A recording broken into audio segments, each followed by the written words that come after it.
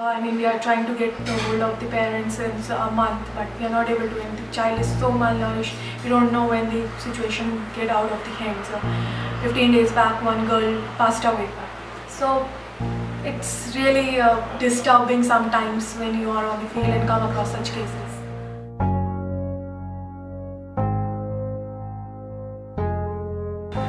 You won't really notice the urban slums of Enispalya in the first glance. They're not visible, not seen from the main road unless you really want to see what lies beyond this vast stretch of laid concrete that connects so many much more important places. It's nicely hidden, a testament to how people here have been conveniently forgotten, left alone to deal with their own problems and struggles. It's also funny how our own sense of apathy and indifference comes out so well through what we make of our living spaces, of our cities.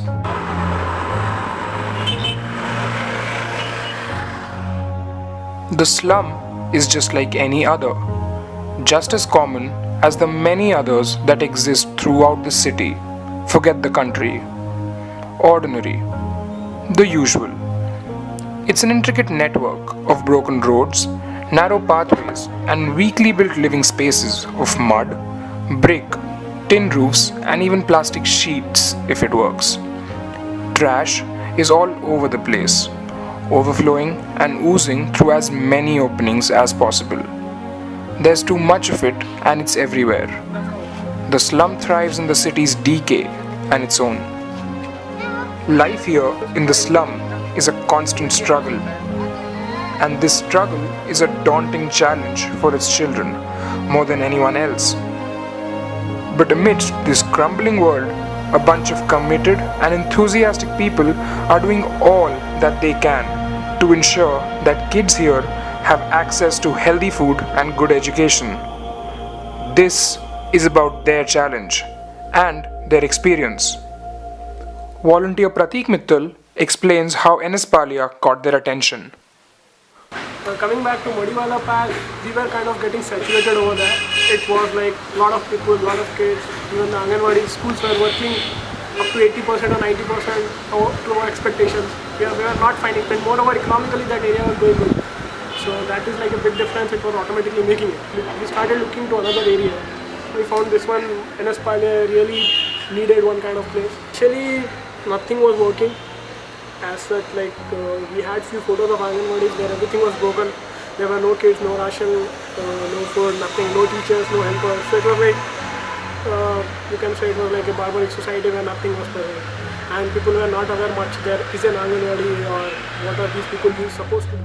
Enispalya surroundings are in such a way that a lot of surrounding area needs people to work for them as daily wages employees. A lot of people who are in the Enispalya area are from outside area, like whether it's from, and they are from various different states, from various different localities, different languages, all those places. So that was a big challenge for us also. People are there who are migrants, so I mean they are still getting to terms with sending their kids to school. They haven't found a school. Then most of them are poor. But we have to make them aware that education is free from the government. Dr. Megha Ranjan explains how this is also connected to child labor. Parents think that if we get one extra pair of the hands to earn, it would be good. They are not sending them right now, they are not forcing it to the child labor right now. But yes, if we don't act instantaneously, then in a couple of years these children might meet us as child laborers. The biggest problem I have seen it with the enrolling is the family people, the gents are not there or not willing to help the kids or the ladies. So there's a problem, like ladies have to go and enroll their kids because either they are on their job or they are not willing to. So in that case, they are not that powerful that they can alone and go themselves and find the place where the school is. The cultural and the psychological factors of the community also come into play.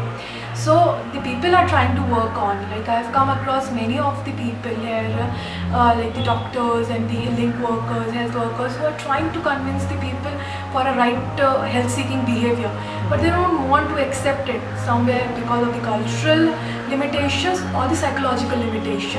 This is further aggravated by the government's inability to implement policies effectively. There is a gap between the authorities and the community. So that gap has to be filled. Trickle down that effort, whatever top officials are making, that money should reach to the needy.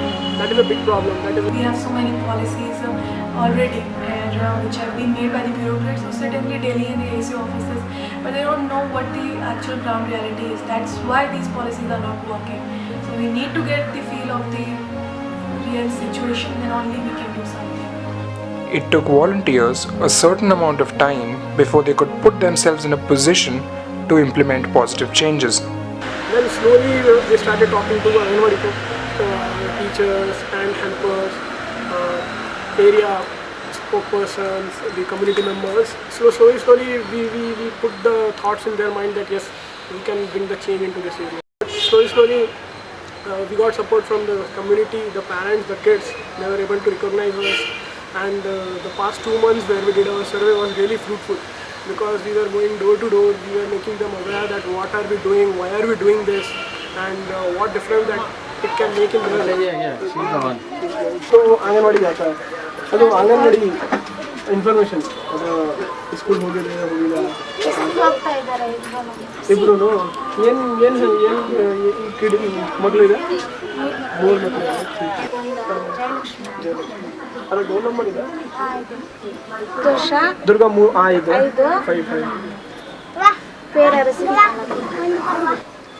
5 lining है सारे वो 766 होगा. Take home ration provision ಇದೆ, ಅದ ಅಂಗನವಾಡಿ ಇದೆ, ಅದರ ration provide ಮಾಡ್ತಾರೆ. Powder milk ಪ್ರತಿ ಮಕ್ಕಳು ರಾಷನ್ ಊಟ ರಾಷನ್ ಅಂಗನವಾಡಿ ಪ್ರೊವೈಡ್ ಮಾಡ್ತಾರೆ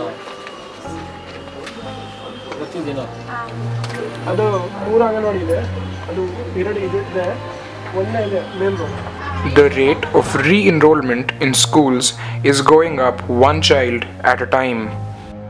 Activities such as a street play have also helped capture the attention of community members. Nutrition and education are intrinsic to a healthy childhood and to solving the social disparity problem in the future. When we did our Nukkad, and especially in this NS Palya year when we did it, so that was very good. There was a huge crowd, they were cheering us, supporting us. We were doing it in Kannada, they were all understanding, and after the Nukkad also, they came to ask us questions, they were interested in education, sending their children to school and all. It is after a tremendous amount of effort and constant follow-ups that volunteers here have been able to initiate changes capable of long-term healthy impact. It is a sense of conviction that drives them, the conviction to ensure that a happy and healthy, well-educated child means a stronger and more just future. And this is nothing short of massively inspiring.